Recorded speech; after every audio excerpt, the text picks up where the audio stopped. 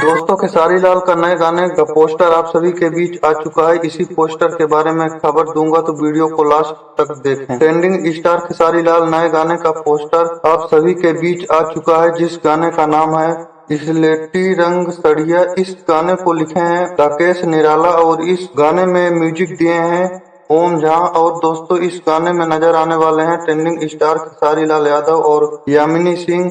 और इस गाने को गाए हैं खेसारी लाल यादव और प्रियंका सिंह, जो कि आप लोग पोस्टर में देख सकते हैं। बहुत जबरदस्त पोस्टर को बनाया गया है। यह गाना आते ही भोजपुरी दर्शकों को बहुत पसंद आने वाला है। आपको अब बात करें इस गाने को रिलीज डेट पोस्टर पे नहीं दिया गया है, पर कल या अगले दिन आ सकता है। और दोस्तों यह गाना एसी फिल्म के यूट्यूब चैनल पर आएगा।